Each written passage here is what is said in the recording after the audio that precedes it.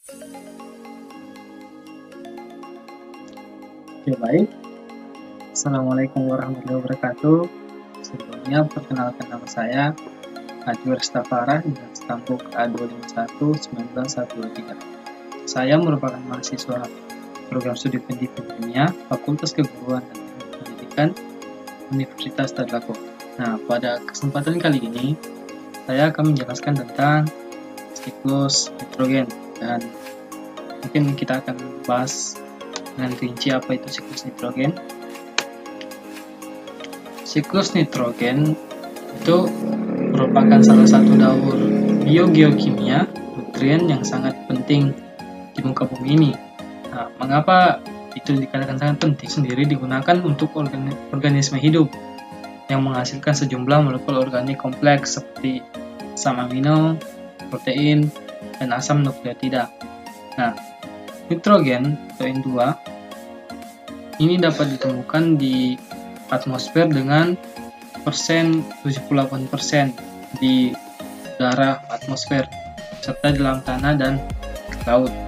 Jadi bisa dikatakan nitrogen ini salah satu unsur yang manfaat nitrogen bagi tumbuhan dan hewan. Itu nitrogen seringkali menjadi nutrien pembatas dalam pertumbuhan tanaman. Nah, masalah ini dikarenakan kebanyakan tanaman hanya dapat mengambil atau memanfaatkan nitrogen dalam dua bentuk.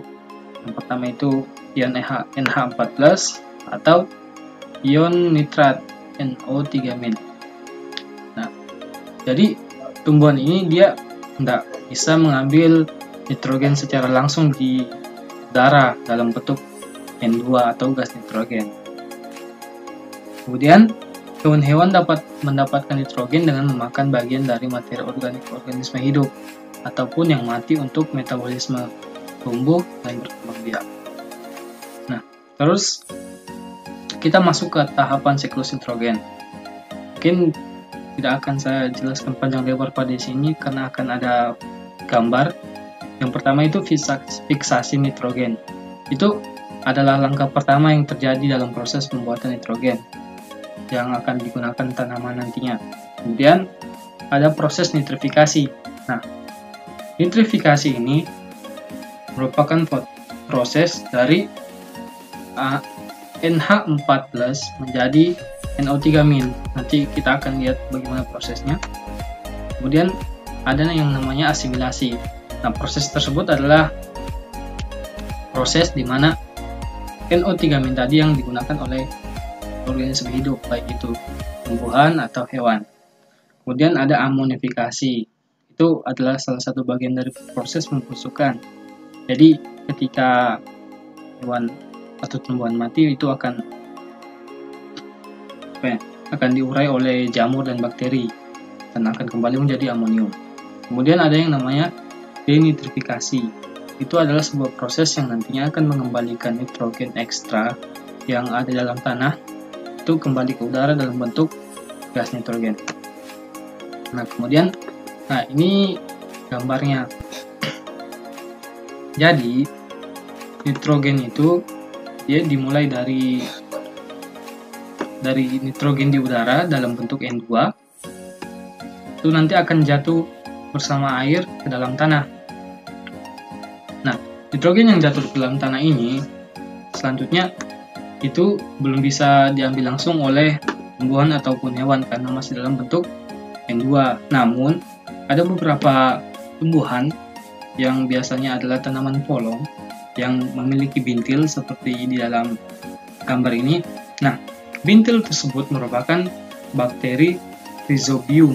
Nah, bakteri Rhizobium ini yang akan nanti mengubah nitrogen menjadi amonium. Nah, proses dari turunnya nitrogen di udara ke tanah menjadi amonium oleh bakteri Rhizobium tadi itu dikatakan proses fiksasi nitrogen. Nah, kemudian setelah didapatkan NH4+, nah ini belum bisa digunakan secara langsung oleh tumbuhan dan hewan. Nah, selanjutnya akan bereaksi lagi, akan diubah oleh bakteri oleh bakteri Nitrosomonas. Nah, bakteri Nitrosomonas ini akan mengubah amonium atau NH4+ menjadi nitrit.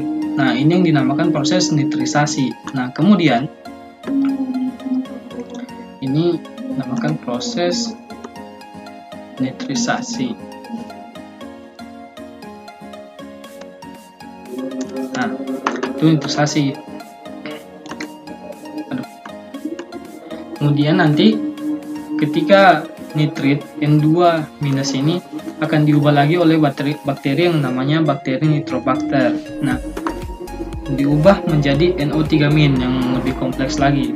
Nah, ini dinamakan dengan nitrasasi. Nah, ini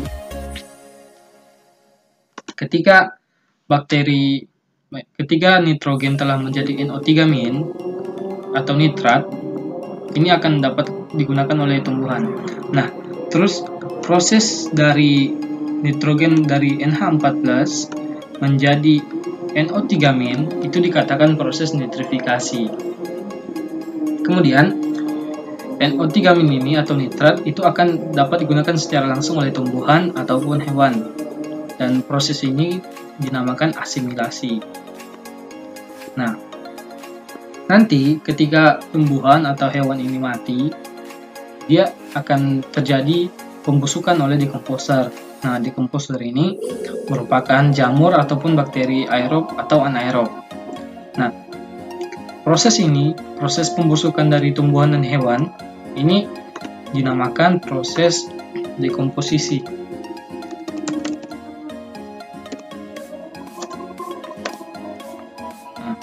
Proses ini dikatakan proses dekomposisi. Kemudian, setelah dibusukkan, nanti bakteri aerob ataupun anaerob serta fungi ini akan mengubah lagi menjadi amonium. Nah, proses dari dekomposisi menjadi ke amonium atau NH4+ ini itu yang dinamakan amonifikasi. Nah, lalu di sini dapat kita lihat bahwa ada gambar ke atas biru. Ini merupakan proses denitrifikasi, yaitu oleh bakteri yang sama, bakteri Nitrobacter, itu dia akan mengubah nitrogen yang berlebih atau nitrat yang berlebih pada dalam tanah, diubah kembali menjadi N2 dan dikembalikan ke udara. Nah, itulah siklus nitrogen atau siklus daur nitrogen. Dimulai dari nitrogen yang di udara jatuh ke tanah, itu namanya fiksasi nitrogen. Kemudian maksudnya dia jatuh ke tanah menjadi amonium, itu namanya fiksasi nitrogen. Kemudian dari amonium NH4+ menjadi NO3- itu namanya nitrifikasi. Dan dari tumbuhan mati ini, tumbuhan atau hewan yang sudah mati, ada proses dekomposisi ke bawah. Setelah itu akan ada proses amonifikasi, yaitu pembentukan amonium kembali. Dan juga ada proses asimilasi, yaitu penggunaan nitrat oleh tumbuhan ataupun hewan. Gitu. Dan ada juga proses namanya denitrifikasi, yaitu nitrat yang berlebih akan